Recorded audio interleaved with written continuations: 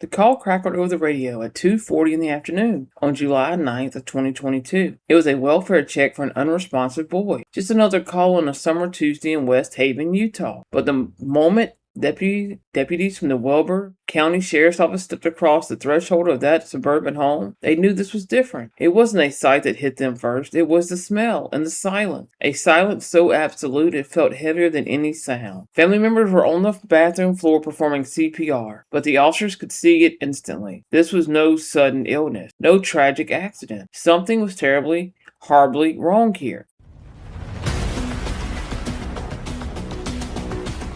Behind a closed door in that house, in a barren, darkened room, a 12-year-old boy named Gavin Peterson had been waiting for help that came far too late. And the officers who were about to piece together the final horrific years of his life would carry the memory of what they found for the rest of their own. For them, this case would never be over. It became the ghost that haunts the hallways of their mind. When the first deputy arrived, he took over CPR from the family. A desperate, futile attempt to bring life back to a body that had been failed for years. Gavin was rushed to a nearby hospital, but it was no use. He was pronounced dead. An initial examination revealed the shocking truth. Gavin had died from severe malnutrition. His internal organs had simply shut down. He was emaciated, a skeletal figure of a boy who was supposed to be in the prime of his childhood. As detectives began processing the scene, the house itself started to tell its grim story. There was one room that stood out, a room that would become the epicenter of the investigation. It was a small bedroom, but it had been turned into a cell. The carpet had been ripped out, leaving a cold, hard floor. There was no bed, no blankets, no toys, just four walls. Multiple cameras had been set up to monitor the room, turning a child's bedroom into a place of constant surveillance and isolation. In the frantic minutes after finding Gavin unresponsive, but before dialing 911, his father and stepmother had reversed the lock on his door and torn down the cameras, a last-ditch effort to erase the evidence of their cruelty. But the evidence was everywhere. It was on the phones of his father, Shane Peterson, his stepmother, Nicole Scott, and his adult brother, Tyler Peterson. Investigators found photos, horrific, damning photos. Gavin curled up on the carpetless floor, wearing nothing but a diaper, with sores covering his body. And then there were the text messages that talked about beating, messages that discussed locking him in the room and withholding what little food he was given. They were feeding him, if you even call it that, a single piece of bread with mustard and a third of a cup of water a day.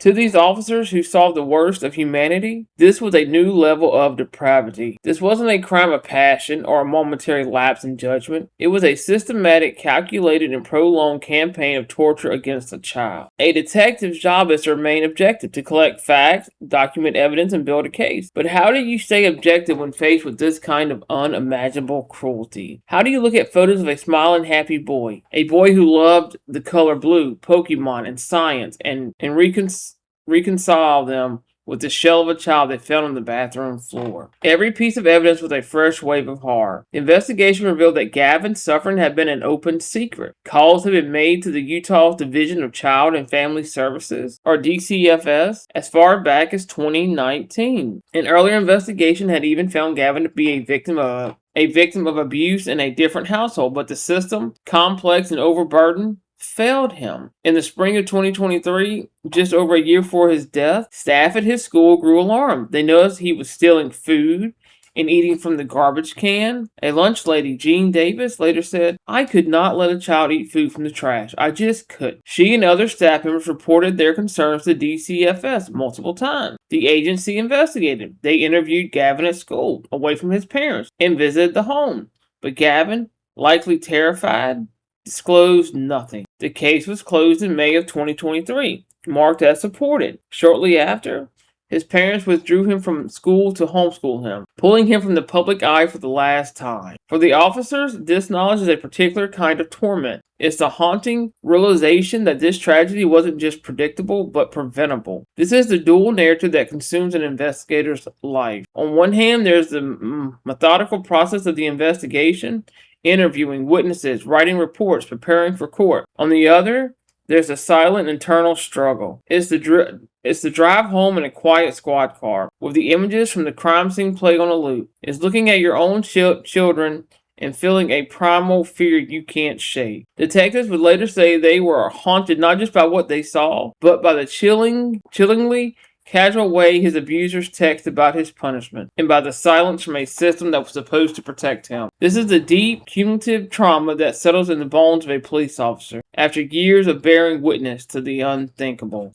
The fight for justice for Gavin was just beginning, but for the officers involved, a different battle was starting inside their own minds. These are the stories that often go untold, the stories of the first responders who carried the weight of these cases long after the headlines fade. If you believe these stories need to be heard, take a moment to like this video and subscribe. It ensures that voices like Gavin's and the officers who fought for him are not forgotten. Shane Peterson, Nicole Scott, and Tyler Peterson were arrested and charged with child abuse homicide. They pleaded guilty. During sentencing, the judge, Camille Nieder, was brought to tears, a rare sight on the bench. She called the case absolutely horrific, the most horrific she has seen in her 30-year career. Addressing Gavin's father, she said, "You were Gavin's dad. I don't think you deserve that title anymore." She told Nicole Scott, the stepmother, and the one prosecutors called the architect of Gavin's destruction, that she hoped she would spend the rest of her life in prison. Both Shane Peterson and Nicole Scott received sentences that could keep them behind bars for life.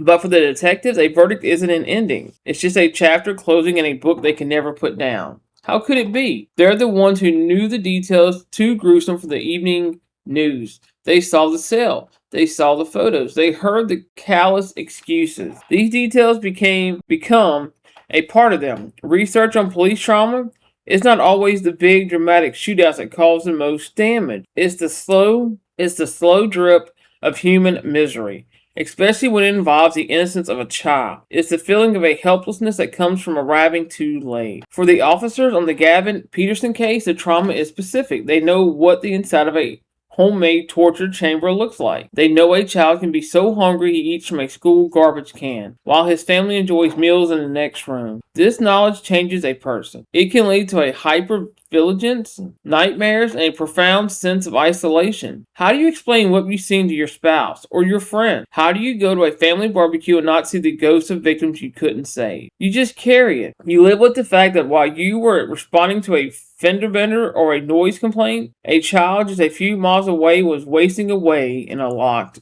room. The case of Gavin Peterson is a story of monstrous cruelty and systematic failure, but it's also a story about the men and women in uniform who had to step in that nightmare and bring it into light. They are the designated bearers of society's darkest secrets. While justice, in the legal sense, has been served, the case is far from closed for them. The memory of Gavin, a boy they never knew in life but would never forget in death, is now etched into their own. It's a permanent scar, a reminder of a day when they came face to face with an evil so profound it defied all reason. And that is the heaviest burden of all. Some cases don't just get solved, they get absorbed. They become a part of you. And for the detectives who walked into that house on that July afternoon, the ghost of Gavin Peterson will haunt them, not as a terrifying specter, but as a quiet, constant question: could we have saved him? The emotional toll on law enforcement is a critical part of these true crime stories. What are y'all's thoughts on the lasting impact these cases have on investigators? Share your perspectives in the comments below, and please approach these discussions with respect for everyone affected by this tragedy.